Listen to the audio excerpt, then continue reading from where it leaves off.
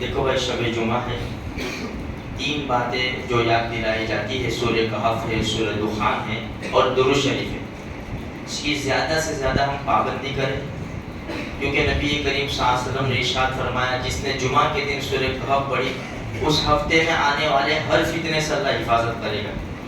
دجال نکل جائے تو دجال کے فتنے سے بھی حفاظت ہوگی. 24 گھنٹے ہمارے پاس ہے، جمعرات کی مغرب سے لے کر جمعہ کی مغرب تک ضرور سورہ کہف پڑھے میرے بھائیوں.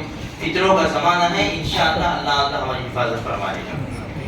سورہ دخان 25ویں پارے میں صرف 3 رکوع ہے. نبی کریم صلی اللہ علیہ وسلم نے ارشاد فرمایا جس نے جمعہ کے دن سورہ دخان پڑھی اللہ اس کے لیے جنت میں محل بنا لے. اور جتنا درود شریف کے فائدے تو ہم سب جانتے ہیں میرے بھائی، بہت فائدے ہیں. درود شریف کثرت سے پڑھے، بہت پڑھے، چلتے پھرتے اٹھتے بیٹھتے کام کاج کرتے ہوئے درود شریف پڑھا کر. دیکھو ایک درود شریف ہے استغفار. ہم گنہگار ہیں، چپے چپے گناہ ہو جاتے ہیں، ہمیں پتہ بھی نہیں چلتا گناہ ہو رہے ہیں. تو استغفار کی بھی کثرت کرے، چلتے چلتے استغفر اللہ الذی لا الہ الا هو الحی القیوم واتوب الیہ، یا صرف استغفر اللہ استغفر اللہ استغفر اللہ استغفر اللہ. اس کا بہت بڑا فائدہ ہے. امام احمد ابن حنبل رحمۃ اللہ علیہ عراق کے کسی گاؤں میں رات ہو گئی، ان کو چلتے چلتے سفر کر رہے تھے. اب رات ہو گئی، سوچا کہ مسجد ہے، مسجد میں سو جاؤں.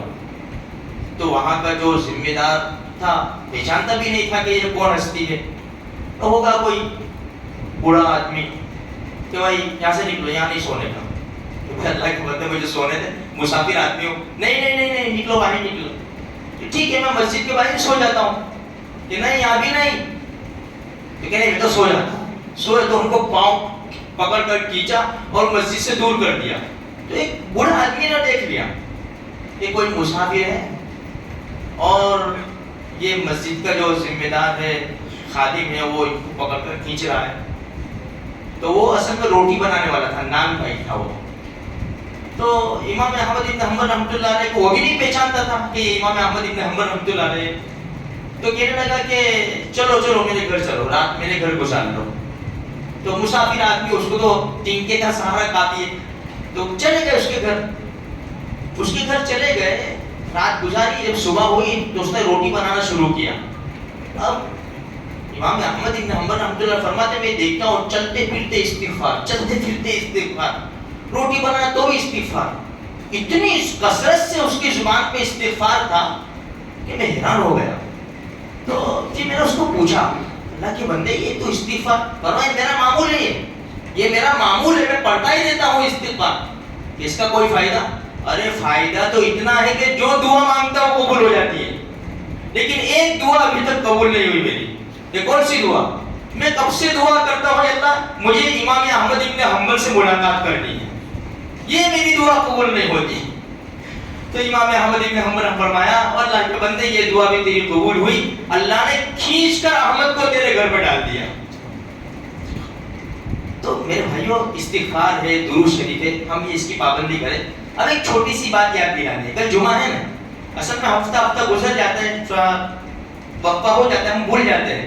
ہم سمجھتے ہیں جمعہ کی 2 رکعت ہے، خالی 2 رکعت پڑھ کے چلے جاتے ہیں. میں کہا یاد دلا دوں بھائی جمعہ سے پہلے بھی 4 رکعت ہے، یعنی خطبے سے پہلے 4 رکعت سے ہم فارغ ہو جاتے ہیں. ٹوٹل 14 رکعت ہے جمعہ کے دن مردوں کے اوپر، کیونکہ جمعہ کی نماز عورتوں پہ نہیں ہے. اگر عورتوں نے جماعت کے ساتھ نماز پڑھ لی، جیسے حرمین میں پڑھ لیتے تو نماز ہو جائے گی ان کی جمعہ کی.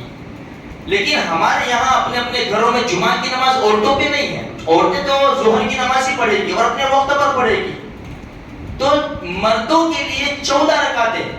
بھائی فرض سے پہلے 4 رکعت ہے، فرض کے بعد 4 رکعت، 2 رکعت سنت اور پھر 2 رکعت نفل. تو اس کا تھوڑا سا خیال رکھے، دھیان رکھے. اور یہ ہر جمعہ کا مسئلہ ہے. ہو بھائی ایک جمعہ نہیں کہ چلو ایک مولوی صاحب نے بتایا تو آج پڑھ لے، دوسری جمعہ سے پھر بھول لی. نہیں، ہر جمعہ کا یہ مسئلہ ہم یاد رکھیں کہ جمعہ کی صرف 2 رکعت نہیں ہے. خصوصاً نوجوانوں سے اپیل ہے کہ پوری یعنی ایسا سمجھو کہ 70-80% مسجد خالی ہو جاتی ہے، سلام پھرتا ہے، دعا ہوتی ہے، ساری مسجدیں خالی ہو جاتی ہے. 20%-25% لوگ نماز پڑھ لیتے ہیں، باقی کی نماز ہے. تو میرے بھائیوں 5-7 منٹ 10 منٹ اللہ کے دربار میں ہی نکلے گی نا. ہم باہر جا کے ٹریفک میں پھنس جاتے، باہر دوستوں کے ساتھ گپ شپ لگاتے. اس سے تو بہتر ہے کہ جو ہمارے نبی کی سنت ہے، ترمذی شریف کی روایت ہے، میں ابھی دیکھ کر آیا ہوں کہ اللہ کے رسول صلی اللہ علیہ وسلم نے کیسی پابندی کی ہے سنتوں کی. اس لیے ہم اللہ کے رسول کے ماننے والے ہیں میرے بھائیوں. کل کیا جواب دیں گے ہم؟ اس لیے ہم تھوڑی سی قربانی دے دیں اور مسجد میں ٹھہرے، اور جو ہمارے اوپر نماز فرض واجب سنت جو کچھ بھی ہے تو وہ اس کو ادا کر کے جائیں، تو انشاءاللہ اس کا بہت بڑا فائدہ ہوگا. اپنے دوستوں کو بھی یہ بات شیئر کریں. اللہ تبارک و تعالیٰ مجھے بھی، آپ کو بھی، سارے مسلمانوں کو توفیق بخشے.